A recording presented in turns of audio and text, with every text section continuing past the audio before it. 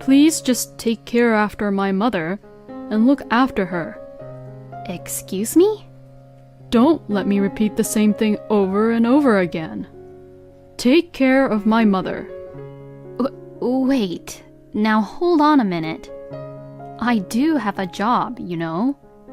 Then just quit your job and focus on taking care of my mother.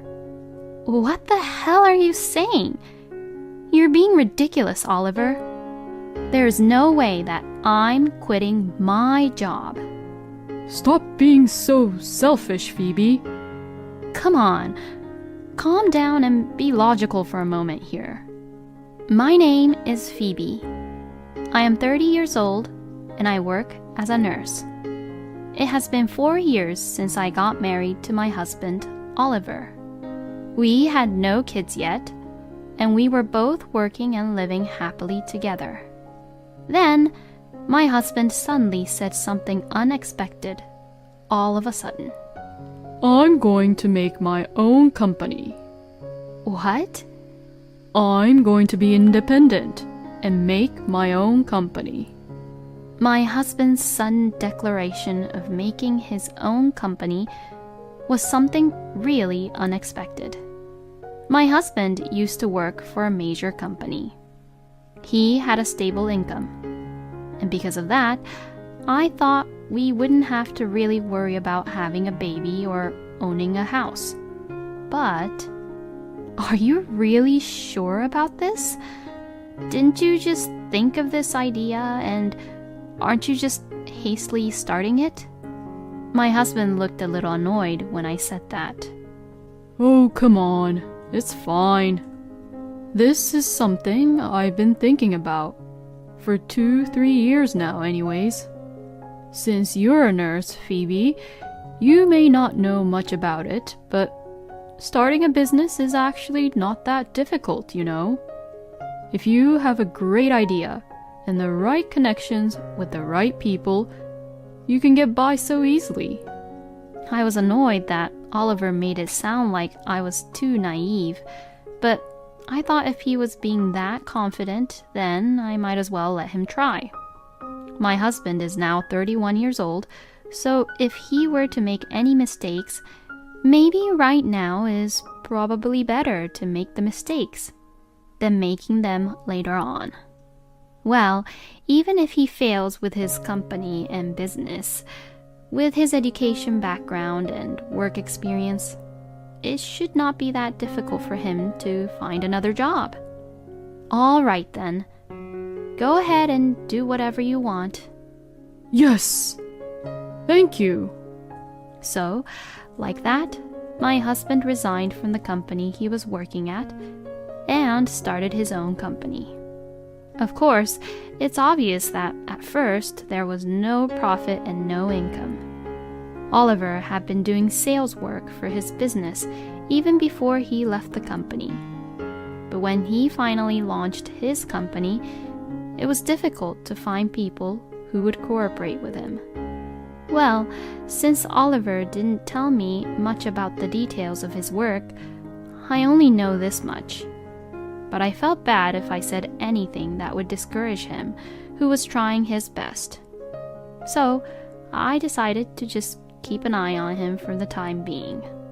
In the beginning, my husband received re-employment benefits from the government.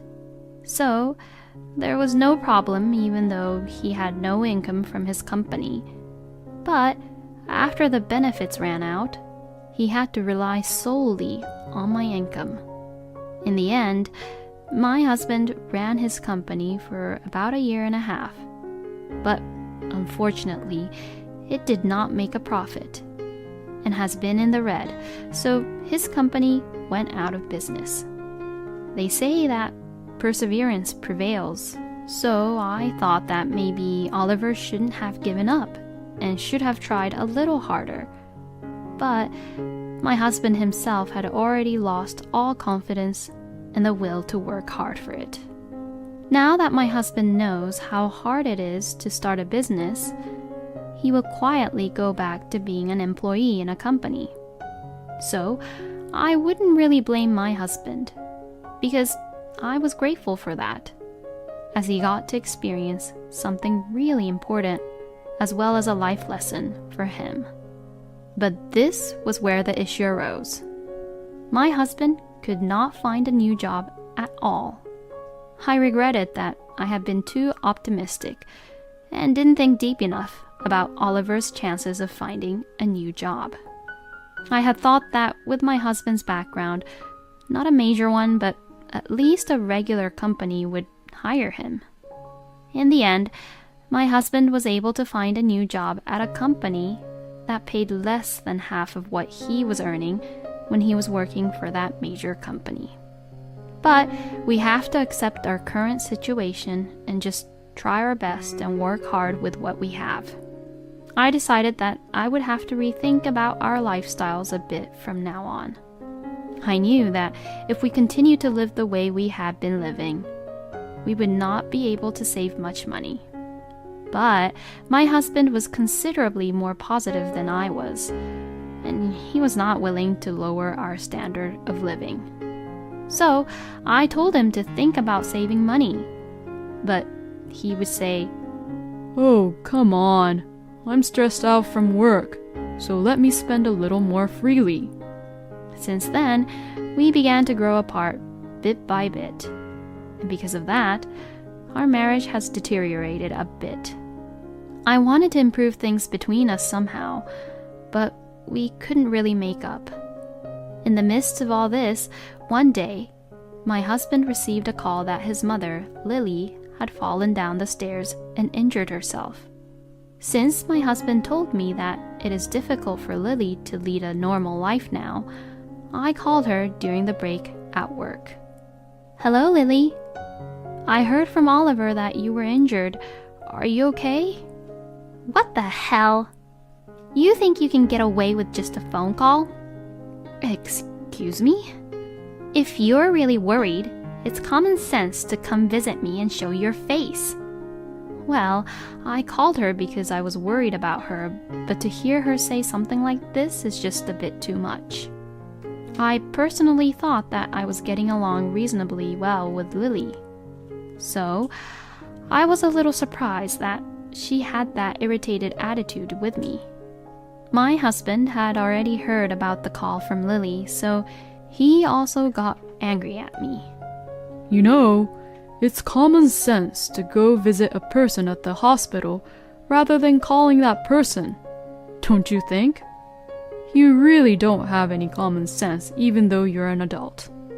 "Well, but I was at work and I thought it would be better to call first." "Stop giving me any stupid excuses. Giving excuses won't work if you work in a company, you know?" What on earth does my husband think I am doing as a nurse?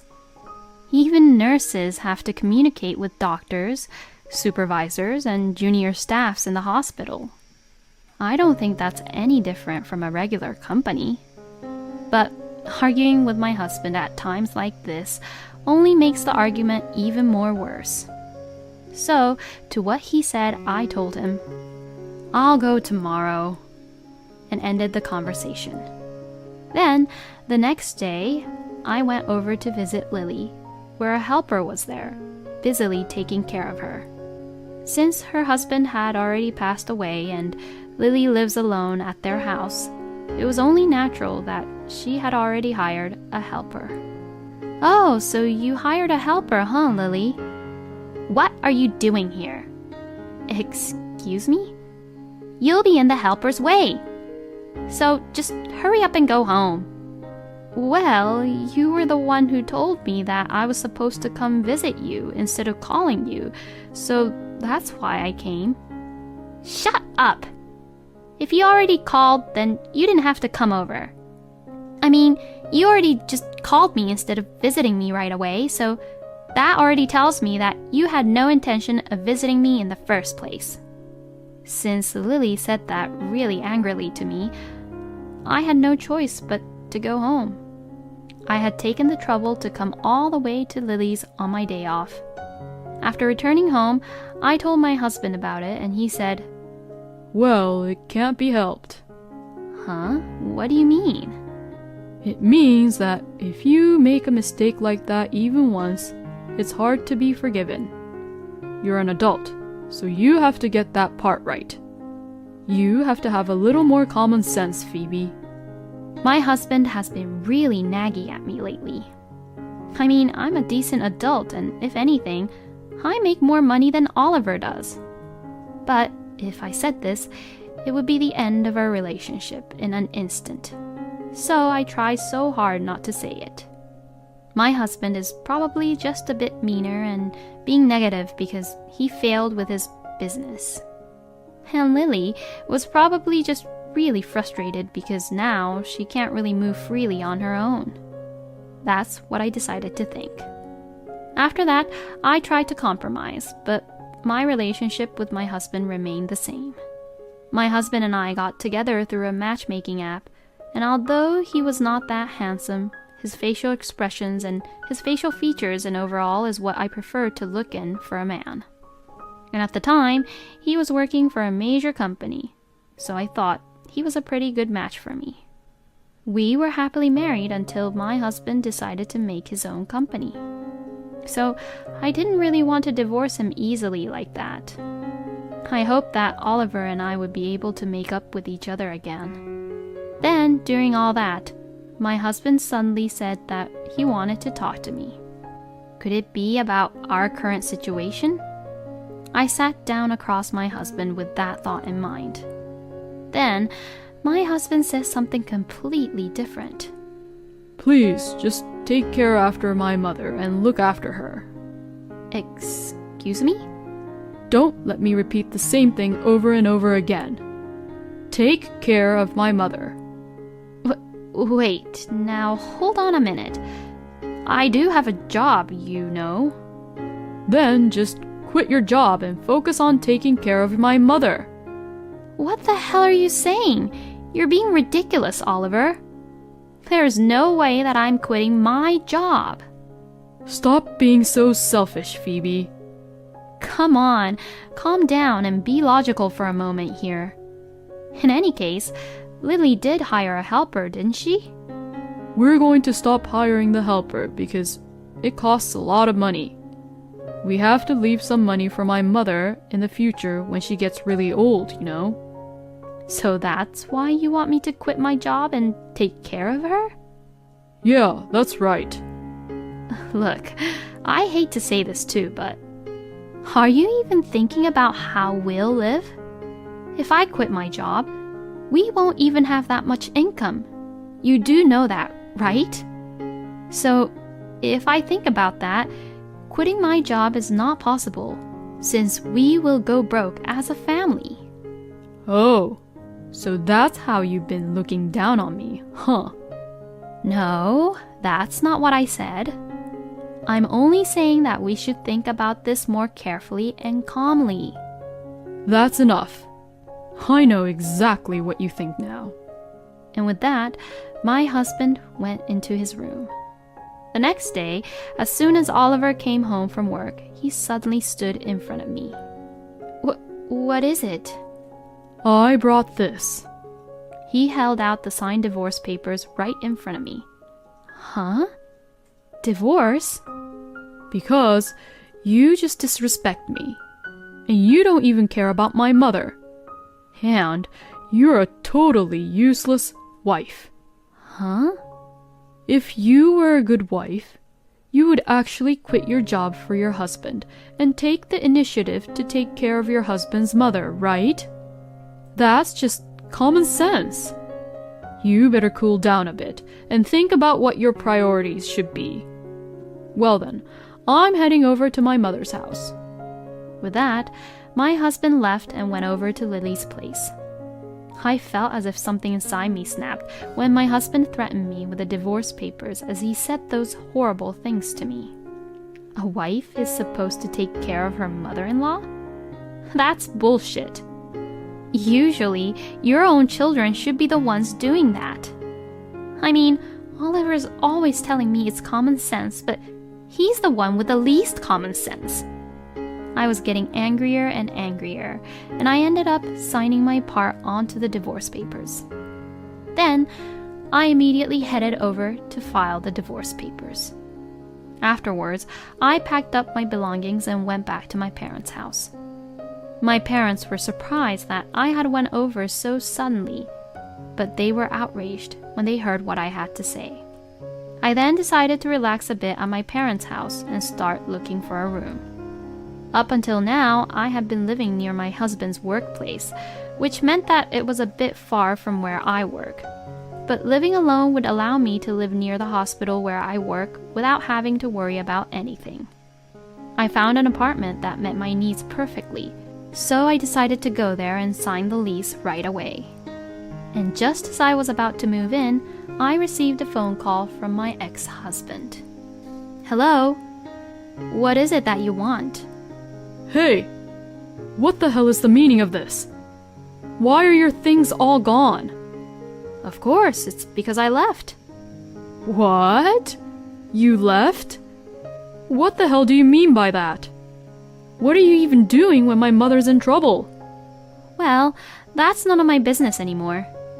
You've got to be kidding me. Stop making stupid jokes and get your ass back here. I'm not joking. I'm being serious. Since I already went and filed the divorce papers, we're complete strangers now. Excuse me? Oliver sounded really shocked. No way, those divorce papers which I showed you? Yes, of course. You can't just go around doing whatever you want without my permission. What the? You were the one who said let's get a divorce when you showed me those papers. But that doesn't mean you could just file those papers. Oh, are you that kind of person who would ask for divorce as a joke? That's not common sense, you know. Are you even thinking straight? Oh, and the wife is supposed to take care of her mother-in-law? Can you even say that to your friends or to the people around you? No, that's... You can't, right? That means you're aware of what you're saying and that you're aware that you're saying something really insane, right? So how can you even say that it's common sense when it's not? I'm just so sick and tired of you. I'm not going to annul the divorce, and you're going to take care of your own mother by yourself. Oh no. Wait a minute. My ex-husband was saying something to me, but I completely ignored him and hung up the phone. Then, I blocked his number from my phone. After that, my ex-husband sent me many text messages and even emailed me, asking me to get back together with him. Apparently, my ex-husband had been harassed by his boss at his new job, and every time the boss got angry with him, his boss would say, "This is just common sense." So no wonder Oliver was taking his stress out on me. I felt bad that Oliver was going through that, but that doesn't mean he should take it out on his own wife like that. Finding out about this, I was once again disappointed by Oliver. After that, my ex-husband returned to Lily's place and hired a helper with his small amount of income. He is unable to live the luxurious life he had when he was married, and since his job is still not going well, he seems to be under a lot of stress. A little later, Oliver's ex-colleague, who still works for the same major company where he first worked for, came to the hospital as our patient. The ex-colleague had been at my wedding, so I knew him. We got into a conversation about Oliver, who apparently was not good at his job at all. He was arrogant and so proud of his education that he was unable to honestly ask for help or apologize to other people around him, and he was so satisfied with his work that he ended up making terrible mistakes. When I heard this story, I felt as if everything my ex-husband had ever said or done matched up. Because of his stupid pride, he is too arrogant and too confident in himself and tries to make his own company. However, he failed because he could never run a business with his arrogant attitude. And at Oliver's new job, his boss would usually get angry at him because he had been behaving terribly, without any manners and no common sense.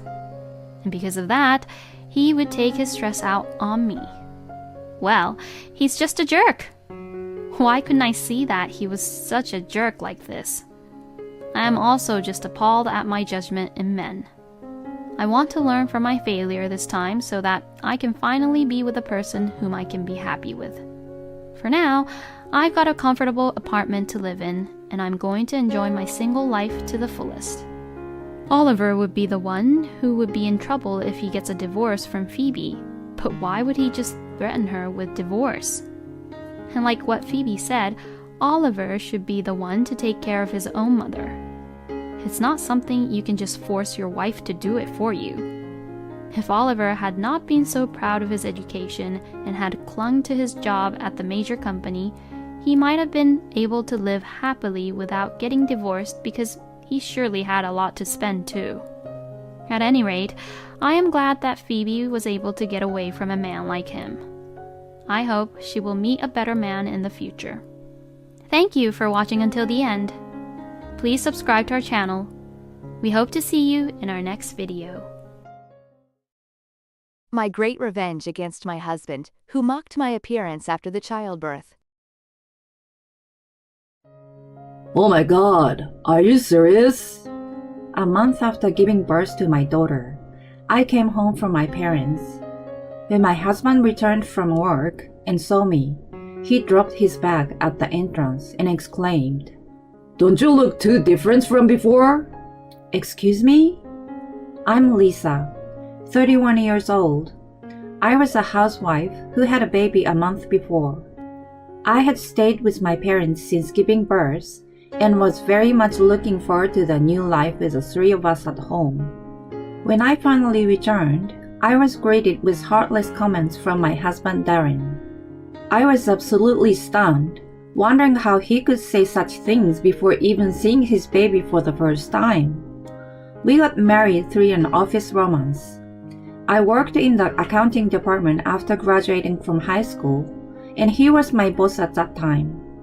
We bought a house close to work. I was originally from across the country and had returned to be with my parents a little before my due date. A month after I delivered my daughter Carrie, I came back home with her. Darren was too busy with work to fly over for the delivery, so it was his first time meeting the baby. And yet, so very nice of you. I just had a long way back with the baby, and what a warm welcome. At first, I thought he was joking, so I sarcastically retorted. He turned out to be serious. Well, you know, you look like you put on 20 pounds. It's normal to gain up to 35 pounds for childbirth. It's written in the maternity handbook. I have to be strong enough to give birth and produce milk. I'm also going to need a lot of energy to deal with a crying baby throughout the night. It's perfectly normal. No kidding. That is outrageous. During my flight, I excitedly imagined many words of welcome from him, including, "I've been waiting for you guys. I missed you so much. Let me hold my daughter." Instead, he left me with the most unexpected comment without even holding the baby and locked himself in the bedroom in dismay. I was shocked and hurt hearing his unpleasant remarks and seeing his mocking attitude and his withdrawal from disappointment. I dropped the diaper bag just as he did with his bag. I was hopeful that his mood was going to improve after a night's sleep and went to bed in the spare bedroom with Carrie. The next day, I came to realize that his behavior the night before was just the beginning. Soon, the excessive mocking of my weight began. I had learned at the breastfeeding class that sweet potatoes increased breast milk supply. When he saw me eating them as a snack, "What a potato doing eating a sweet potato? It's cannibalism." "Oh wow, it's gross seeing fat people eat. I heard that pigs eat grains. You need to eat more grains. Oink." He had fun ridiculing me. Moreover, I've been patiently waiting for, our nights again. As a healthy guy, I expected to get right back to it. But you know what? I don't think that's possible. It's going to be like work even if I want to do it. It was a business. I'd get paid. This doesn't accrue wages. It's the equivalent of illicit unpaid overwork.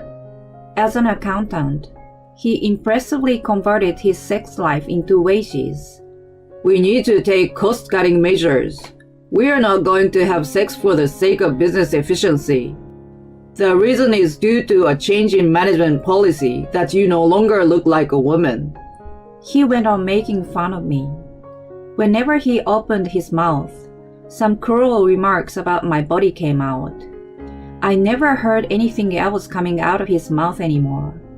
He didn't even participate in housework or childcare. I was happy just being with Carrie though. I didn't have to listen to anything he said. I tried to think of him as a noisy parrot in the house and didn't let him bother me so much. Then, something happened that drove me through the roof.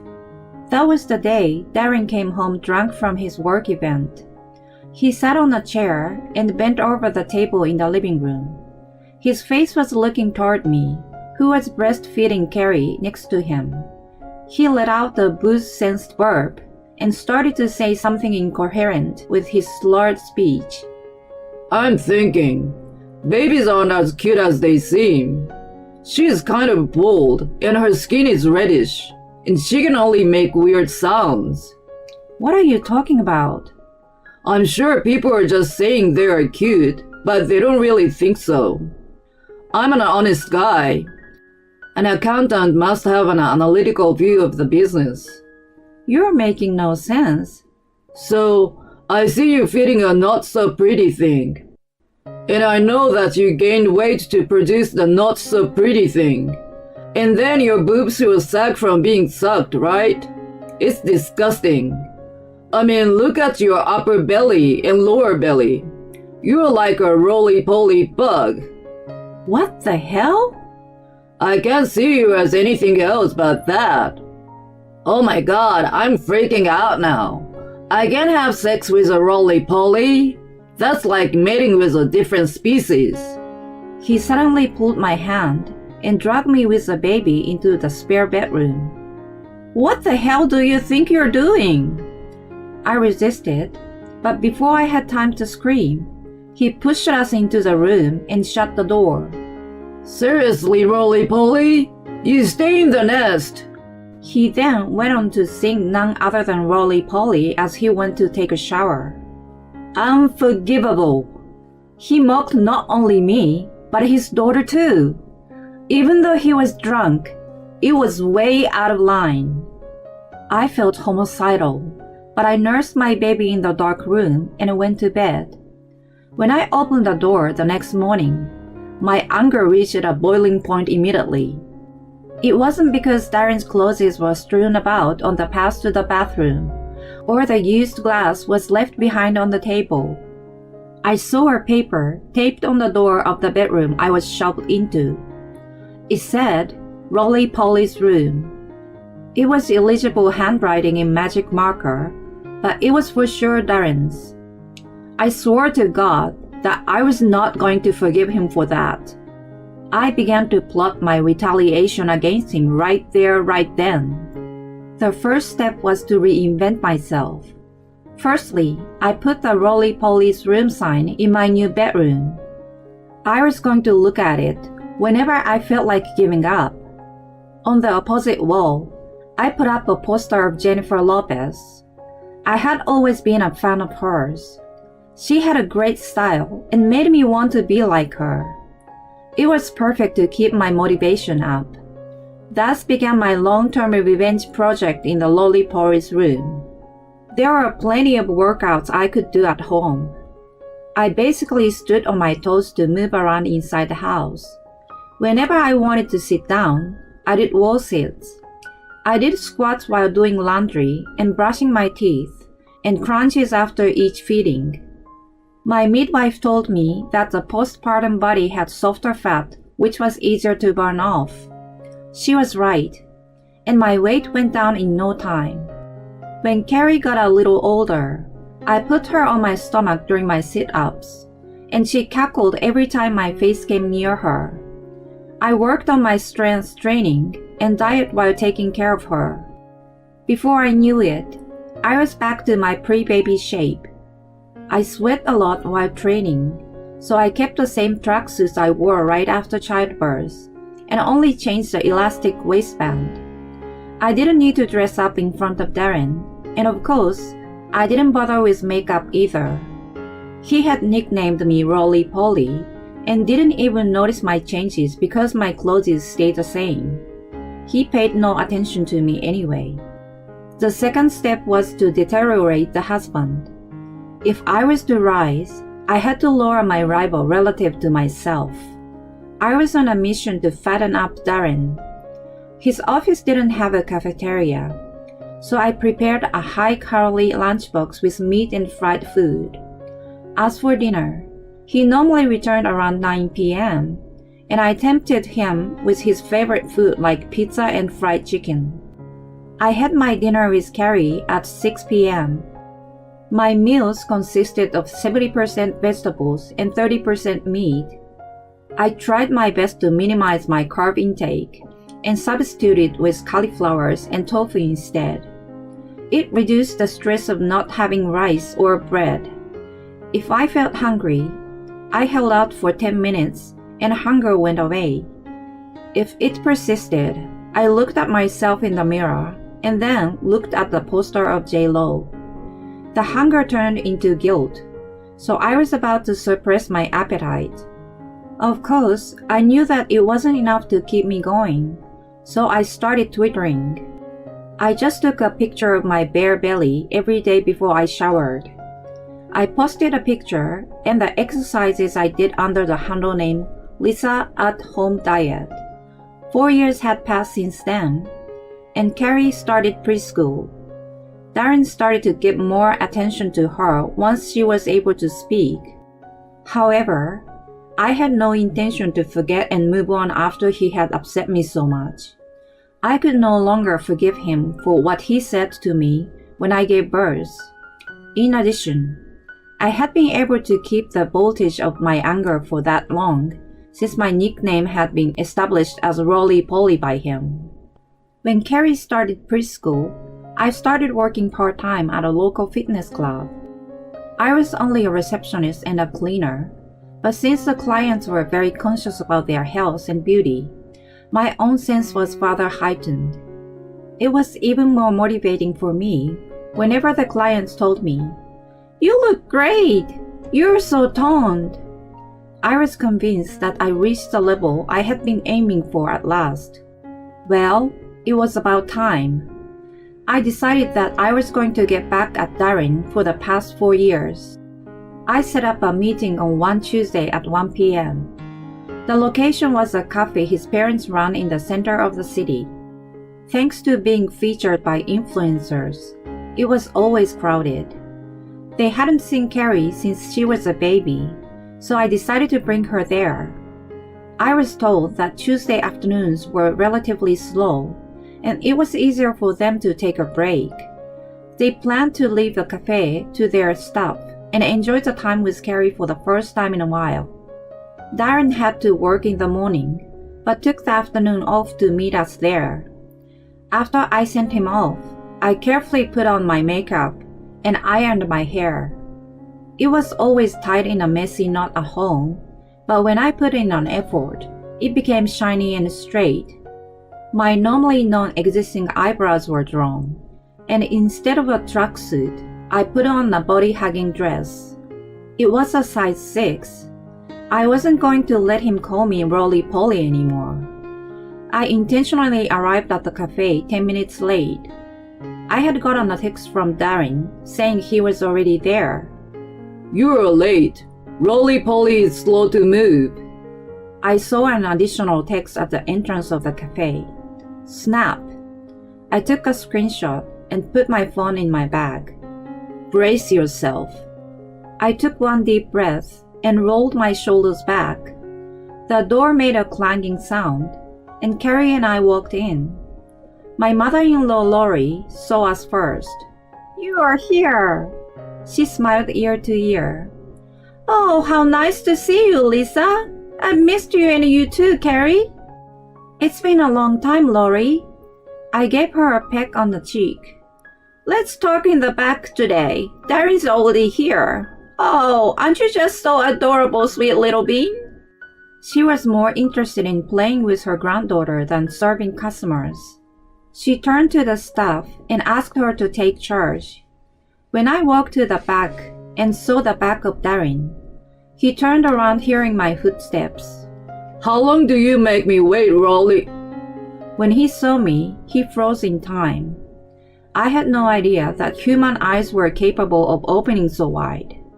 His nostrils also flared up so big, and his jaw dropped. I thought he could have been a Guinness World Champion in opening all the holes in his face. He stared at me in silence. Hi, Darren. I greeted him in a deliberately distant manner. Carrie looks so sweet and beautiful, just like you, Lisa. Lori joined us with 5 slices of tiramisu, which was the best seller in the cafe. Silence ensued, so I spoke up. You seem to be at a loss for words. Oh, well. As he was flustering, my father-in-law Mark showed up. I've been waiting for you guys. I've missed you, sweet little Carrie. Surrounding her, the in-laws couldn't stop smiling, seeing how cute and cuddly she was. In contrast to them, Darren forced a tight smile. Well, of course, she got our genes. The battle was to begin. Without a moment's hesitation, I followed him with, Well, it's you and Roly-Poly's baby, right? He froze, and his parents stopped playing with Carrie. What did you just say? Lori was confused. Roly-Poly. That's what he has been calling me. He said he couldn't see me as a woman after the baby was born. Wait a minute. I didn't know you lost weight. You didn't notice, did you? You shoved me into the spare room, so you didn't have to look at me, right? And you didn't even see the changes. For the past 4 years, you've been calling me Roly-Poly and never even looked at me. You said I was disgusting. I took a piece of paper with Roly-Poly's room written on it out of my bag and put it on the table. My in-laws were stunned. Mark, Lori, I continued. I'm sure you can see what I have been dealing with just from this paper alone. I have been verbally abused by him for a long time. This is not the only evidence. I took out my phone. There were screenshots of all the horrible messages he had sent me. Of course, I showed the one I took upon my arrival too. His parents were taken aback by their sheer amount of them. Darren, how could you? Mark squeezed out his voice as if he was in pain. Oh, give me a break. Evidence for what? Darren shouted in rage. Then, we heard giggles from behind. Seriously? 2 teenage girls at the table nearby glanced at us and laughed. How can a creepy old man like that yell at the beautiful woman? So wrong. Crazy, creepy, fat, and hot-headed. It's a real quadruple handicap. Their laughter and conversation could be heard at our table. You call me Roly-Poly, but have you looked at yourself in the mirror? You're overweight and greasy. I paused for a moment and said in disgust, You look like a beetle. Having said all this, I turned to my in-laws and showed them a picture. Please have a look. That's Carrie right after she was born, and me. Oh, Carrie, you're so tiny here. How cute. I'm so happy to have you as my grandchild. Rolly looked at it and was in tears. When I came back after giving birth, he said that I was disgusting and had no appeal as a woman. On top of that, my breast and stomach are dropping, and he gave me the nickname of Roly-Poly. He also said that Carrie was not cute. My in-laws were speechless. So, I took out the folder of divorce papers from my bag. I've just shown you the evidence of the abuse. I would like to end our marriage now. Wait a minute. You are supposed to be the Roly-Poly that hangs on to me. How do you plan to make a living? It was too much of an unexpected question, and my response was immediate. I switched screens on the phone I had just put out on the desk. Twitter, Lisa at Home Diet. I had over 10,000 followers. I showed this to the manager of the fitness club. He said he will hire me full-time. In my comment section, "It's amazing that you can tone up that much at home. You give all the housewives hope. You look great. I admire you." There were compliments after another. "Enough!" Rolly suddenly shouted. "Darren, you have no idea how hard it is for us to give birth. It's the hardest work that the human body can endure. The reason why we gain weight is to maintain our strength for the delivery. Mothers hardly sleep to protect their babies too. You know nothing. You don't even try to understand that. And you make fun of her. I don't know how to apologize to her. Shame on you." Then she turned to me. "Dear, I apologize on behalf of my stupid son. I will do whatever I can to make up for his mistakes. Tell me anything. So please let me continue to see this cute little being from time to time." Well, since we are busy running our cafe, we won't bother you so often. It would be great if we could celebrate her birthdays here, of course without Darren. Thus, I started working as a single mother at a fitness club. "My friends say how pretty mommy is," Carrie tells me sometimes. I always respond to her, "Well, you have to work hard to be beautiful inside and outside. It's important to believe in yourself and be patient to achieve your goal. I hope you will grow up to be a diligent person." On the other hand, what has happened to the beetle, previously Darren? Lori tells me that he has hoped to get back together with me by going on a diet, but he hasn't been able to endure the food restriction. He's still a pump beetle. I'm working full-time at the fitness club now. My Twitter followers have exceeded 20,000. I have even been approached by a publisher. Housewives can achieve anything. We have to take our own happiness into our own hands. I would like to continue motivating all the housewives who are trying their best. My controlling husband disdains me, demands divorce.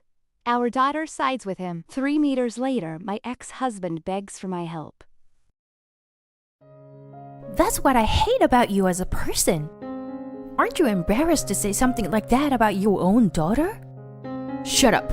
If you have any complaints, let's divorce. Leave. I had reached my limit.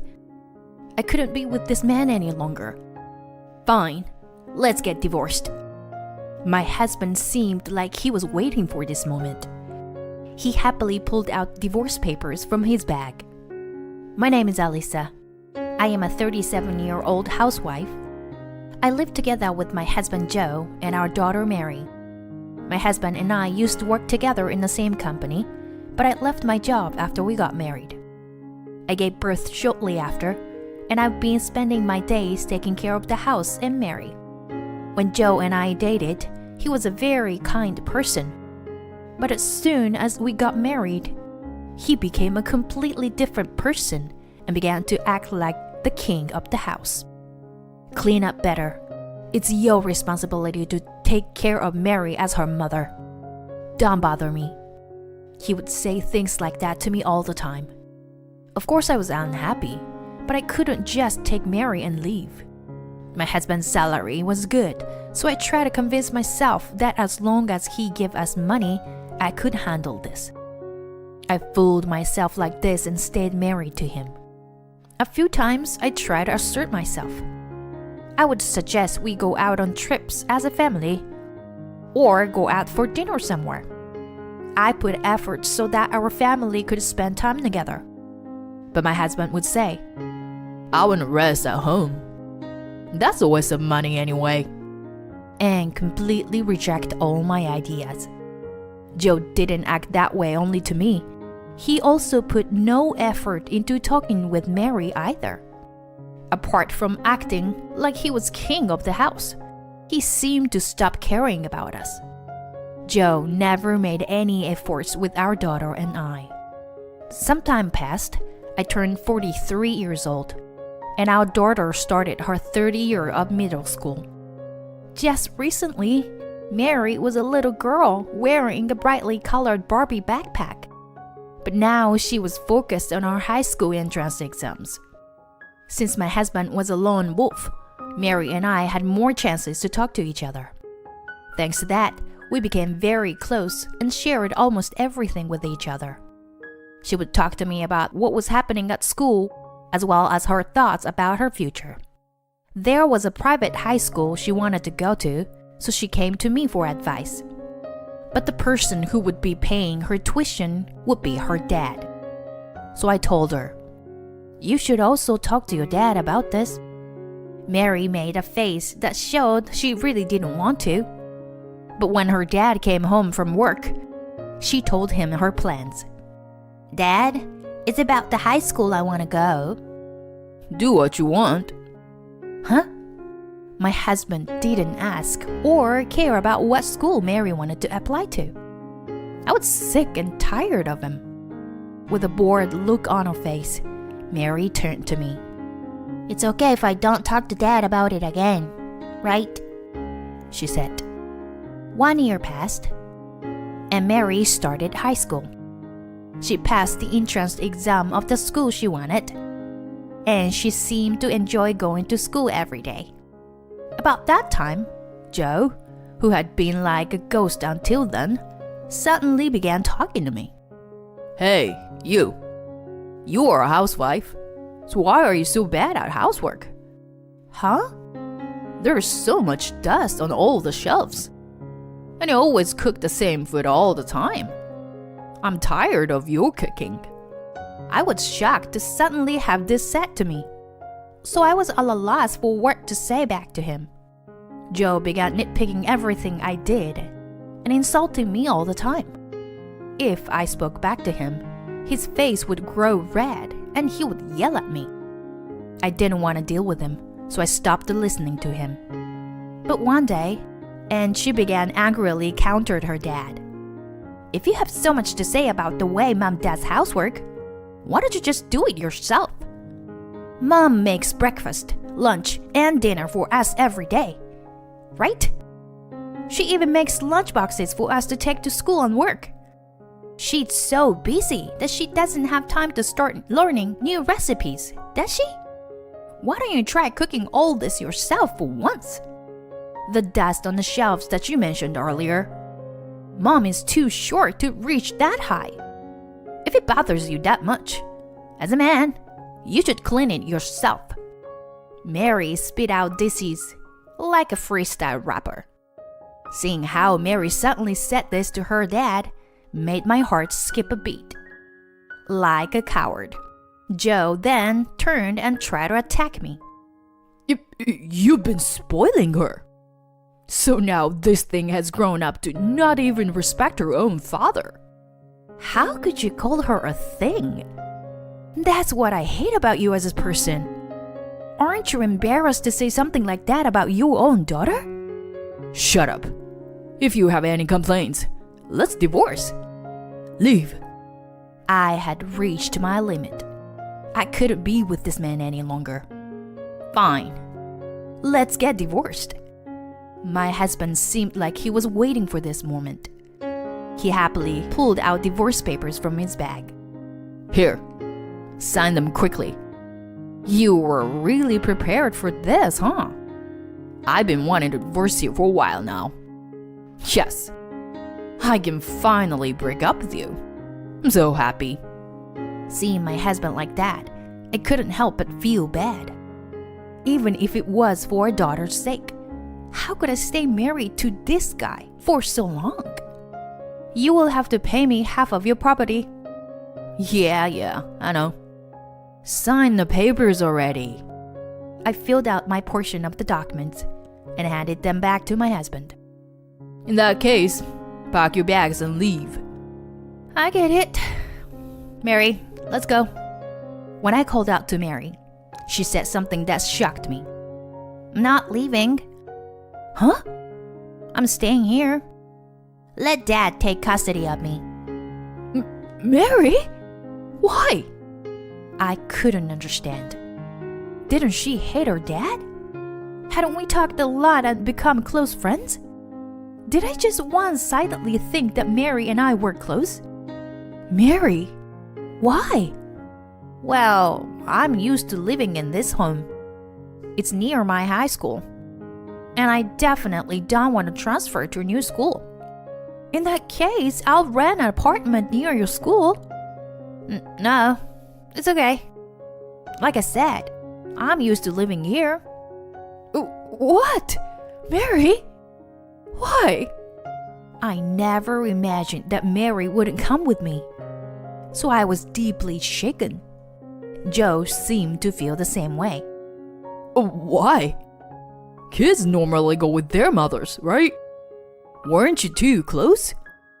Go with your mom. Shut up. I'm the one who gets to decide, right? I've decided to live here with you. No way. Mom, I'll help you pack your bags. Huh? Mary put me into the bedroom. When we got to the room, Mary began to whisper into my ear. This is all part of my plan. Please, trust me. What? What was my daughter thinking? Though I was confused, I calmed myself down and decided to trust Mary. I left the house and went to my parents' house. A few days later, Mary came over to her grandparents' home and explained her plan to me in detail. I had to admit, it was a good plan. To think a high schooler could come up with something like this. Even though she was my daughter, it was a bit scary. Joe and I's divorce was complete, and I received a half of the property as promised. He got custody of Mary. But since I was a housewife and didn't make any money, I didn't have to pay child support. The first stage of Mary's plan was complete. The truth is, Mary happened to see her dad walking on the street together with some woman. When she told me, I hired a private investigator and collected proof that he had been having an affair. I was able to claim alimony from Joe and his lover thanks to that. The two of them paid me quite the sum. Joe didn't expect that I knew about his affair. He was really surprised. The reason Mary wanted her dad to take custody of her and to stay in that house is because she wanted to scare away her dad's lover. Mary was in high school, so she didn't need taking care of. And that lover was serious enough about Joe to make him break up with me. But Mary knew that if she was around, her dad's lover was bound to shy away. And just as Mary had planned, Joe's lover got angry at him that he hadn't kept his promise of chasing away his daughter, and she disappeared. Shortly after moving in my parents, I found a job. I'm a certified bookkeeper and have worked as an accountant for many years, so a small company hired me as their accountant. 2 months after my divorce, I had saved up money and started renting an apartment close to Mary's high school.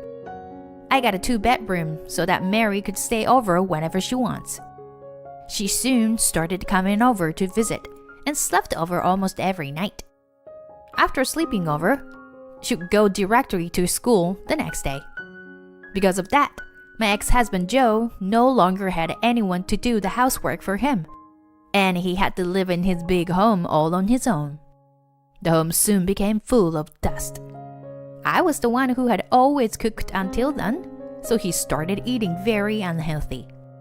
He ate instant noodles and fast food nearly every day. He didn't even know what days to take out the trash. He would miss the trash pickup days each time. So his home became full of food wrappers and the smells of random spoiled food. That was the second stage of my daughter's plan. She chased away his lover, and now he had no one to do housework for him. This whole plan was meant to make Joe realize how much I had supported him until now. It finally hit him. At 3 months after we divorced, Joe called me crying. Save me. The house is a mess. Oh, What happened? There's no one to do the housework. I can't clean at all. I'm eating horrible food. And now even my health is suffering. You're forcing Mary to live like that? No. She's really rebellious and almost never comes home. I don't even know if she's going to school.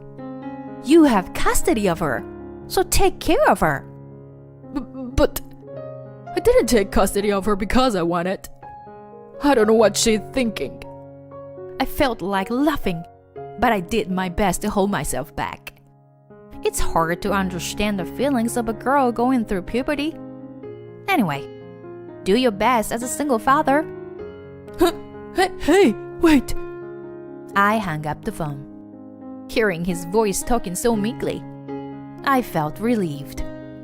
Thanks to our daughter, Joe understands how important and difficult housework is. I have to admit, Mary really came up with a great plan. I will buy her anything she wants as a present. Afterwards, Joe paid a lot of money and hired a maid to clean his entire home. He called his lover and told her that Mary is never at home. So it seems that now his lover moved in with him. I was thinking it was about time to take Mary back. But this was also part of her plan. One day, after she finished school, Mary went to her dad's office reception desk. Dad's lover began living in our home, so I can't go back there anymore. I've come here so that he can give me money to pay rent. Mary said that directly to Joe's office receptionist. The receptionist was speechless. Joe rushed out to pull Mary away, but it was already too late. In no time, bad rumors spread around Joe's workplace. Joe hadn't told his colleagues that the reason for his divorce was his affair. So they all bashed him, and he became very self-conscious. He told me he couldn't handle taking care of Mary and asked me to take her himself. I agreed to take custody of Mary, and Joe began paying me child support. Mary and I had already been living together since long before I got custody of her, so our lives didn't change all that much. But the two of us were very happy about the success of Mary's plan. We cooked together, went out shopping together, and lived happily together. Mary had set her sights on a university, so I will do my best to continue to support her. Do you not understand what I'm saying? You're really stupid. How long are you going to keep using my son's money? You parasite. Get out of my sight. My mother-in-law said that and tried to chase me away. By now, that reasoning with her was useless, so I decided to follow her instruction and leave. My name is Sophie. I'm a 35-year-old office worker. I've been married to my husband Jimmy for 3 years now. We don't have kids yet, but since we both work full-time and make good money, we go on trips, eat at nice restaurants, and live a happy life together. I currently switched to working from home and do almost all of my job remotely. Because of that, I took on most of the housework and allowed Jimmy to focus on his job. Still, Jimmy helps me out a lot on the weekends. We live a very balanced and fair married life. I met my husband at a matchmaking party. His kind smile attracted me immediately. We began dating after the party, and 2 years later, got married. Even after we got married, Jimmy's kind smile continues to melt away all my worries.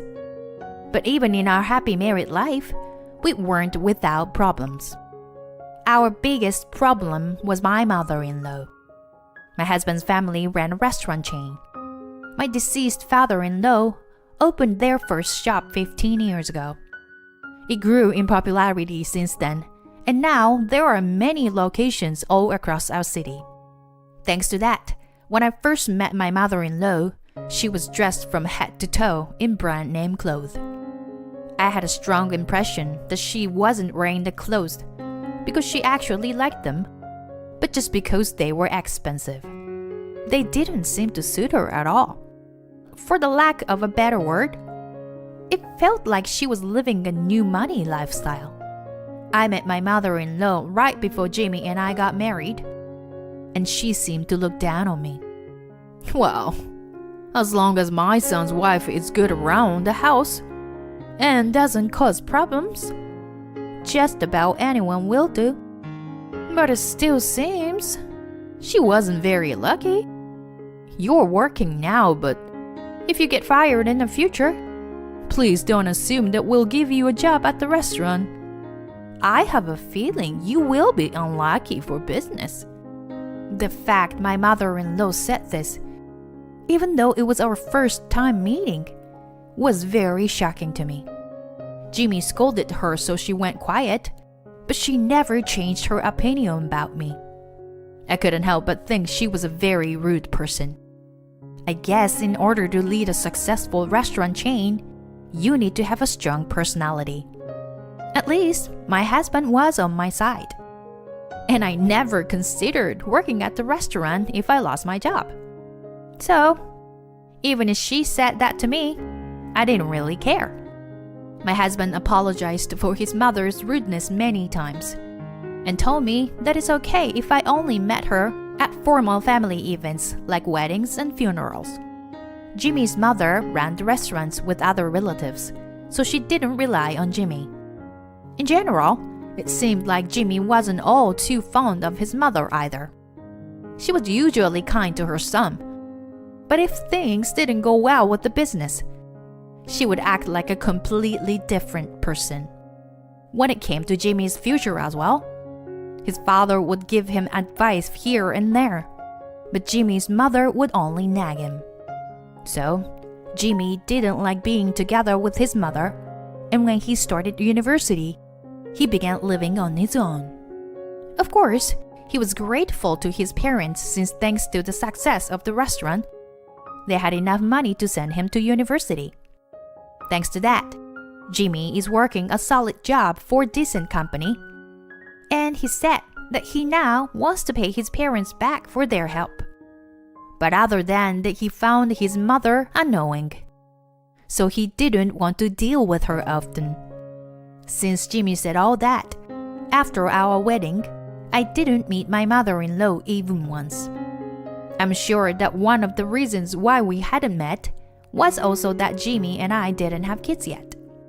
Thanks to that, Jimmy and I lived a happy married life for a while. But recently, there have been issues at my mother-in-law's restaurant. The root of the problem is my mother-in-law's bad attitude. Until recently, even if people didn't like the owner of the restaurant, they would still eat there if the food was good. But now, with the popularity of social media, reviews have become very important to running a business.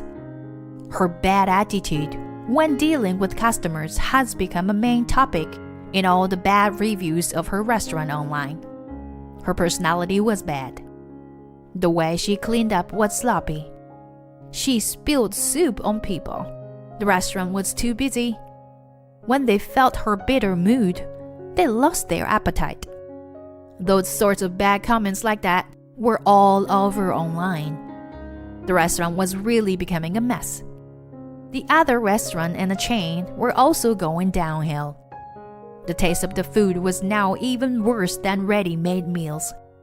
Reviews like that kept coming in, and in no time, people stopped visiting the restaurant.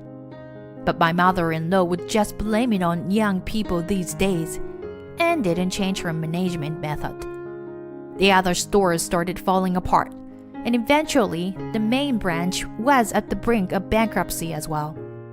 My mother-in-law had lost all hope. Though it was unusual for her, my mother-in-law suddenly appeared at our house. Jimmy, help me. I'll be on the street if this continues. If you keep going like this, the business won't last. I told you before, didn't I? You can't be so arrogant. You know what they say? The customer is always right. If you treat customers so poorly, they'll go against you. But you didn't listen to me back then, did you? to tell you the truth. You brought this upon yourself. You should take this chance to reflect on yourself. I'm sorry, but even if you ask me for help, there's nothing I can do." Hearing those words from my husband, my mother-in-law fell to her knees and cried. To think my kind husband would say something that severe. But he said that to his mother because he cared about her. He was being so strict because he loved her. Seeing Jimmy like that, I once again thought to myself how wonderful he is. My mother-in-law gave up and went home. But a month later, she showed up at her home again. At this point, she looked like a mess and wasn't wearing any brand name clothes or accessories. Please. I sold all my brand name goods, but I still can't pay off my debts. I sold a car too, and there are still loans to pay. Please, save me. You are the only person I can turn to. My mother-in-law got on her hands and knees and begged Jimmy. Jimmy stood with his arm crossed, unsure what he should do. I didn't like my mother-in-law at all, but seeing her like this, I felt like I wanted to help her. "Jimmy, why don't you send your mother some money every month?" Huh? My husband was surprised to hear me say that. My mother-in-law was also surprised and lifted her head to look at me. Sophie, is that okay with you? "Yeah, it is. And didn't you say you wanted to pay your parents back for paying for your university tuition?" Jimmy? Really? Well, yeah, I did say that. Jimmy, please. I will work hard to make enough money to pay off my loans. So please, just help me out with my living expenses. My mother-in-law got down on her hands and knees again. Eventually, my husband agreed to support his mother. He would send her $750 a month, and I would transfer him $1,100 to add to that. Jimmy told me I didn't have to send her that much, but I wanted my mother-in-law to be able to pay back her debts and return to her normal life as soon as possible. I thought that after experiencing this, my mother-in-law would fix her arrogant attitude. Anyway, I had extra income, apart from what I was earning from my full-time job. That was from real estate. Actually, I've been studying stocks and investments for a while now, and had a solid portfolio. With that money, I bought an apartment which I've been renting out. As I made more money from stocks, I bought another apartment which I also began renting out. Overall, I made nearly $750,000 a year. So, I didn't have to worry about money. Of course, I kept this a secret from my mother-in-law. So, in order to support her, I sent Jimmy money to send to her. My mother-in-law was grateful and thanked us a lot. Jimmy, thank you so much. Thanks to you, my life has become stable again. Jimmy also seemed happy to hear that. We hoped that my mother-in-law would find herself a job and gradually pay back her debts. But 1 month passed and she wasn't able to find herself a new job. And then, an even bigger problem arose. My mother-in-law began to regularly visit our house during the week. I can barely afford food. Sophie, can you make me something to eat? My mother-in-law would come over in the afternoon and ask me to make her lunch. At first, she would go home after finishing eating.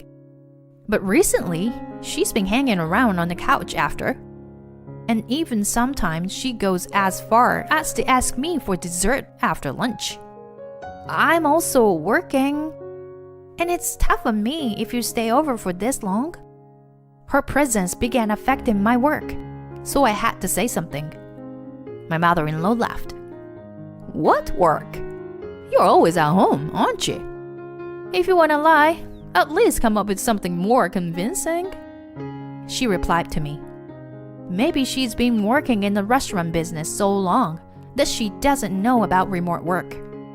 I explained everything to her in detail. But she doesn't understand technology well, so she didn't get what I was telling her. No matter how busy I told her I was, she wouldn't listen to me, and she'd just keep asking me for more.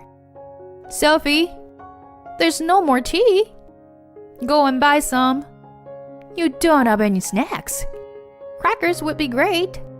If you really are a useless wife, you are a housewife, but you can't even do this much. My mother-in-law would say things like that and blame me. She said she was going to work to pay off her debt, that she just couldn't find a job. But instead, she would spend all day at her house and only quickly leave right before Jimmy comes home. I'm sure that she feels guilty to Jimmy, since he's the one who sends her money. Or maybe he just doesn't want him to ask her whether she's found a job yet. But I had reached the limits of my patience. I was the one giving her most of the money every month. So why did she have to say that to me? I stood in front of my mother-in-law. Please, leave. What? My mother-in-law was momentarily shaken. She didn't seem to expect that I would say that to her. But her face quickly went red and she began to yell. How could you say that to your own husband's mother? You're just a housewife who relies on Jimmy's salary. How many times do I have to tell you? I'm not a housewife. Enough with those delusions. My mother-in-law screamed. She then made a face as if she had realized something. That's it. I just have to kick you out. Jimmy sends me such little money every month because you are here. That $1,850 you receive every month? Both of us send you that money together. What do you mean it's little? Do you really think that's enough for me? It's too little. I was at a loss for words. I had to keep my calm. It seemed that even though she didn't have money, she hadn't stopped living a luxurious lifestyle. I was sick and tired of her. My mother-in-law looked at me coldly. Hey, how long do you plan on spacing out? Pack your bags. Don't you understand what I'm saying? You're really stupid. How long will you keep using my son's money? You parasite. Get out of my sight. My mother-in-law said that and tried to chase me away. But now I had realized that reasoning with her was useless, so I decided to follow her instruction and leave. Fine. I will pack my bags and leave. My mother-in-law's face looked victorious. My life is finally secure. I'm sure if I was living alone with Jimmy in the first place, this wouldn't have happened. I left my mother-in-law behind and began packing a suitcase. In that case, I will go away as quickly as possible. My mother-in-law looked satisfied and went home. That night, I explained everything to Jimmy. He was overwhelmed with anger. Sophie, I'm so sorry. It's okay. Thanks to this, we understood that your mother really hasn't changed. Isn't it good that we realized that we shouldn't try anymore? Jimmy and I both packed our things and left the house. 2 weeks later, my mother-in-law called. What happened? Have you left the house? I wanted to call you about the money Jimmy sends me every month, but I was busy, and I haven't been able to until now. I've already left the house, so don't worry. You won't have to see me ever again. My mother-in-law sounded very happy to hear that. My son finally managed to get rid of you. The money Jimmy sends me will increase, and I will live a good life. She spoke happily. I let out a sigh and retorted. You've said so many mean things to me. Calling me a parasite. You couldn't be more wrong. You should be more careful. My mother-in-law yelled back. You're acting like this again. What can I even do with you? Well, you're not my son's wife anymore, at least. I hope that you live a poor and lonely life from now on. How wrong she could be. But it's fine. Let her think that way. Shortly after, I ended the call. 1 week later, she called me again. What is it this time? My mother-in-law began panicking as she questioned me. What's going on? I went to Jimmy's apartment and someone else was living there. You two broke up. But do you know what happened? Where is he? She asked me. My husband was next to me and overheard his mother, so I handed him the phone. I'd been with Sophie this whole time. Jimmy, why are you with her? And why did you stop sending me money? Well, you tried to insult and kick Sophie out of our house, right? Even if you are my mom. I can't forgive you for hurting my precious wife. Sophie tried to explain to you about her job many times, but you never listened. Sophie was actually the one who sent you most of that money. It seems you didn't realize. Huh? Are you serious? Sophie wanted you to be able to pay off your debts quickly, so she would give you $1,100 a month. But you would call her useless and make fun of her. I won't send money to someone like you. Sorry, but I'm cutting off my ties with you. Pay your debts yourself. I didn't know Sophie made that much money.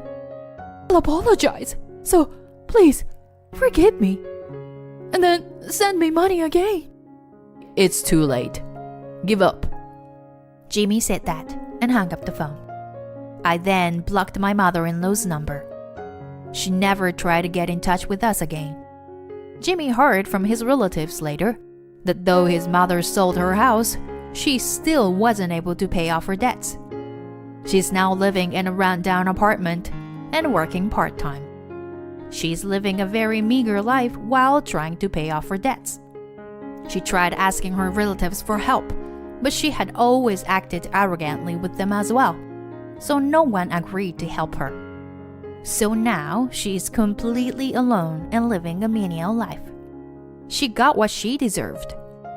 Jimmy and I are still both working our full-time jobs and are living the fun lives we have been until now. Our time together is really precious. 1 year later, I got pregnant. I never expected I would have a child now, but I consider it a gift from heaven. I'm grateful that I can raise a child with the husband I love. When my husband's ex-colleague came over to our house with her parents and claimed that she was pregnant. Although I've always been a bit plain and never really stood out, Aaron was good-looking and popular since he was young. As he got older, he became even more handsome. And a lot of under and upperclassmen were into him. He would receive so many chocolates and presents on Valentine's Day every year that he would ask me to help him eat them because he wasn't able to on his own. I was lucky enough to be by his side. So many people envied me. Aaron and I started dating in high school, which made the number of people who had hated me grow even more. They don't match. She's not cute. There's no way. The other female students would all say things like that. But thanks to that, I became really strong mentally. Even though I was plain looking, being by his side, I began to take care of myself more. When I entered university, no one bullied me anymore. Aaron and I married after we graduated from university. We got along with each other's parents, so the wedding ceremony passed by smoothly. We started living together, but since we both worked full-time jobs, we were both busy and didn't have all that much time together. Because of this, we came up with the rule that if we had time, we would always eat dinner together. We would make as much time for each other as possible and did what we could to protect our relationship. But what I didn't know was that there was a woman who had been bothering my husband since university.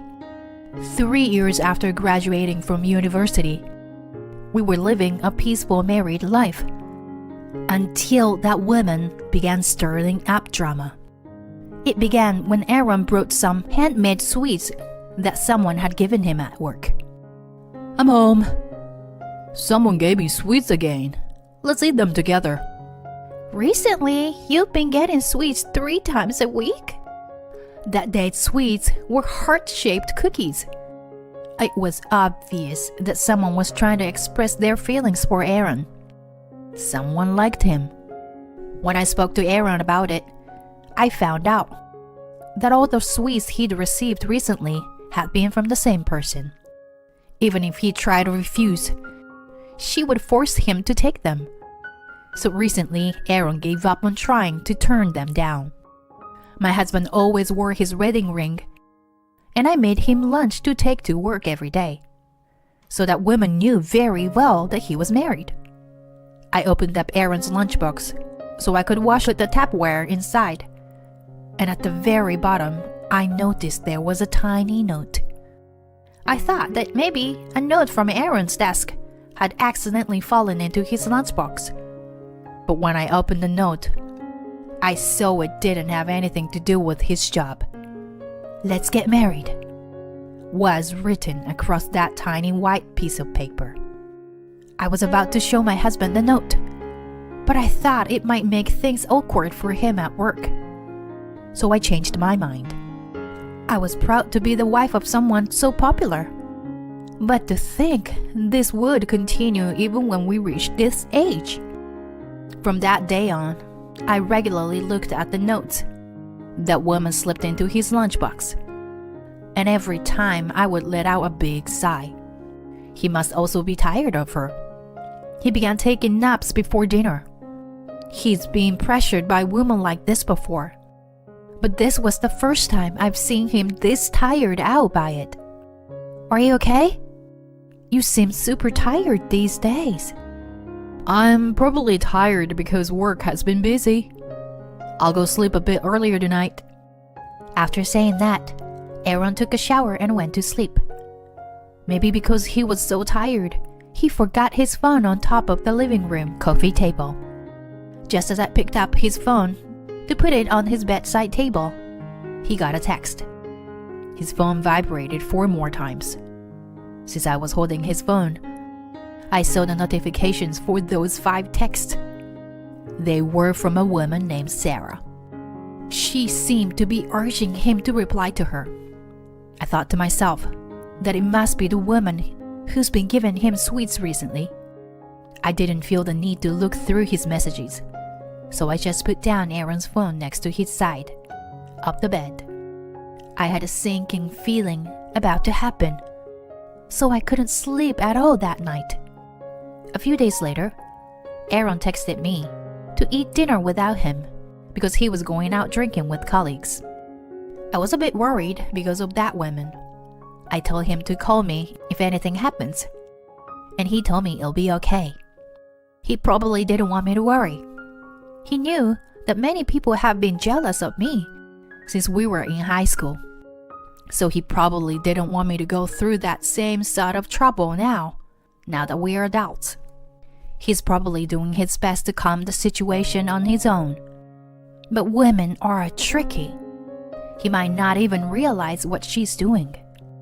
I knew he could be too kind for his own good, so I wished he could ask me for help as his wife. That day, I ate out and bought myself a dessert on the way home. Around the time I thought Aaron would be back home, the doorbell rang. "Excuse me, this is Mr. Smith's house, right?" Through security camera, I saw a young woman and man. They were carrying my husband between them. I quickly opened the door. The young man carried Aaron up to our bed, and I was left alone with the woman, who smiled at me. "I'm sorry about this. Thank you for going out of your way to take care of my drunk husband." "It's okay. Here are some sweets I made." I noticed that the sweets she handed me were in the same packaging as all the other ones my husband had received recently, and I felt the blood drain from my face. This is definitely that woman, Sarah, who liked Aaron. I thanked her and took the sweets. When are you and your husband going to divorce? She whispered into my ear. She gave me a carefree smile, but Aaron's wife, I was furious. She looked me up and down and made a face as if to say she thought she was better looking than me. I glared at her. Aaron's colleague came back from leaving him on his bed, and the two of them left. I decided I would tell Aaron he should change jobs when he wakes up. With my salary and savings, we could get by, even if he doesn't work for a while. I felt like our relationship was at risk if he stayed near that woman any longer. A few hours later, Aaron woke up and I served him a cup of soup I had made. He seemed confused how he had made it home, so I explained everything. Aaron made a guilty-looking face, and his face turned blue. Sue, did she do anything to you? She didn't, but I told him what Sarah had said to me. I also relieved that I had seen the messages she sent him a few days back. Aaron let out a sigh and put his head in his hands. Seeing him like this, I understood that he hadn't told me because he didn't want me to worry. I didn't want him to be troubled with this anymore. So I spoke to him about changing his job. He didn't want to bother me while he was looking for a new job, but eventually he agreed. The next day, Aaron spoke to his bosses and quit. When Sarah realized Aaron wasn't at work, she assumed he was sick and began forcing her way into her home to take care of him. I would try to push her to leave, but she would then burst into tears. It was tough to deal with.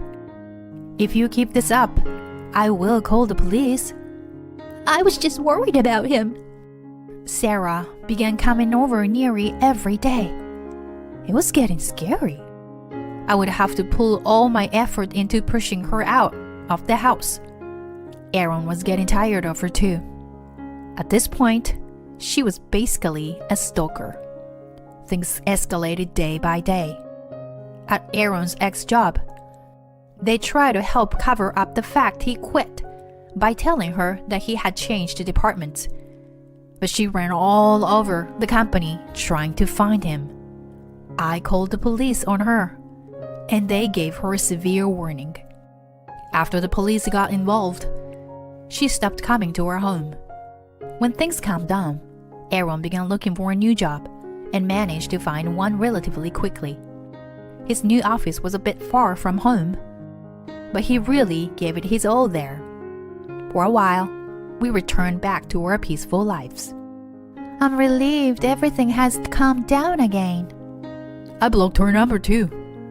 I hope everything will be okay from now on. We were a bit worried something would happen again, but we tried to move forward. A few months later, on the way home from work, Aaron jumped out into the street to save a young child. He got hit by a truck and passed away. He was such a kind person. He even risked his life to save that child. I couldn't help but be proud. But suddenly losing someone I loved so much, it was hard for me to accept reality. By the time I made it to the hospital that day, he had already passed away. I burst out crying. Even now, when I'm at home alone, I feel like he will walk in with a big smile on his face any minute. I organized a funeral and invites his family and close friends. Of course, I didn't invite anyone from his old job. Seeing his face peacefully sleeping, I felt like crying. I love your smile so much, so please never stop smiling. I felt like he was saying that to me. I'm sure he wouldn't want to see me sad. Since he passed away so suddenly, I'm sure he regretted leaving me alone the way he did. But he definitely wouldn't regret having protected that child. He saved a life. I'm sure that he would tell me to smile. So I decided that after the funeral, I should try to move forward with my life. For the sake of the husband I loved. When he passed, the police gave me his cell phone. Looking through it, there were many pictures of me smiling. Some I didn't even remember. When I saw that, without thinking, I hugged Aaron's phone close to my body. I noticed that he had a huge number of notifications. Surprised, I checked and saw they were all from Sarah. She had found and followed Aaron on every social media platform possible. It seems we hadn't been able to stop her overwhelming feelings for Aaron. Aaron wasn't really the type to go on social media much, so he hadn't seen most of the notifications and messages. There were even messages from after he passed away. From the looks of it, she sent him around 30 messages per day. 5 years had gone since Aaron passed away, and she still messages him daily. Her feelings for him never changed. I peeked at her social media profiles and saw that all her posts were lies about going out with Aaron, being loved by him, and so on.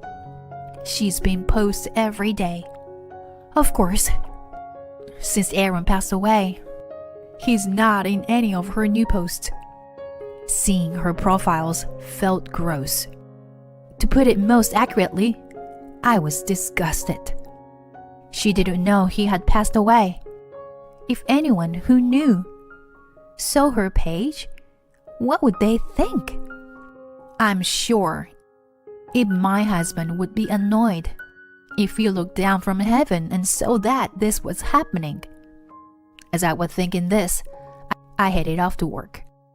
I had plans to eat dinner with Aaron's mother that night, so after I finished work, I quickly went to the restaurant we planned to meet at. My mother-in-law must be lonely since Aaron passed. Occasionally, we would go out to dinner or to Aaron's grave together. Thank you for always making time to meet me. 5 years have already gone by since Aaron passed. It's okay for you to find someone new to make you happy. It's okay. Aaron will always be in my heart, so I don't need anyone else. My mother-in-law worried about me, since so much time had passed and I hadn't remarried. But as I told her, Aaron was the only one for me. I had no plans on meeting someone new. I was happy how I was. Can I come over to look through your old pictures of Aaron tonight? I nodded. After we finished dinner, we headed home together. When we made it to my house, we saw that a woman and a couple, seemed to be her parents, were standing outside of my door. I wondered if something must have happened at home, but looking closer, I realized the woman was Sarah. What are you doing in front of my house? The three of them turned and looked at me angrily. My mother-in-law probably had no idea what was going on. She didn't know who those people could be. I opened the door and let my mother-in-law into the house. And then I turned to Sarah and her parents and asked them why they were here again. Her mother was the first person to speak. Your husband impregnated my daughter. How can you talk to us with that attitude? What are you talking about? Sarah's father began ranting angrily. But no matter what they say, my mother-in-law and I couldn't understand what was going on. Sarah's father continued to yell, as Sarah clung onto him and cried, Your husband got me pregnant. Divorce him and give me this house. I don't understand what you're saying. I can't divorce him either. The three of them screamed at me. They told me to stop messing around and to bring my husband to them. Hearing them say all this nonsense, my mother-in-law was outraged. What are you saying? Aaron, who was Sue's husband and my son, passed away 5 years ago. Sarah and her parents went silent. Sarah then began repeating that we should stop lying. When I explained to them what happened 5 years ago, and that the woman with me was Aaron's mother, they were pale. Their shocked faces were incredible to see. I have to give her credit. Sarah was completely delusional. What? You must be lying. Sarah slumped into the ground and began to cry. Knowing the truth, she was overwhelmed with sadness, and by the fact that her lies wouldn't work anymore. Her father began yelling at her for lying. Her mother also hadn't known the truth, and her face suddenly went bright red out of embarrassment. The whole time my mother-in-law continued to scream at them. Now that you understand, please leave. My mother-in-law entered the house and we shut the door. We could clearly hear them yelling from the other side of the door, but I didn't care about them anymore. I explained everything about Sarah to my mother-in-law. She hugged me tightly while crying, saying she wished she had known earlier so that she could have done something to help. Her kindness almost made me cry. I hugged her and stroked her back. It's okay. I'm Aaron's wife after all. After we both calmed down a bit, my mother-in-law headed home. I offered to drop her off, but she said she'd be all right on her own. I looked at a photo of Aaron on the wall and let out a big sigh. We've been through a lot of trouble because of Sarah, but I'm sure this was the last of it. Her parents must have been incredibly angry with her. I'm considering reporting her to the police, but I decided against it in the end. I checked on her social media accounts, and so she had deleted everything. To my relief, she also stopped sending Aaron messages.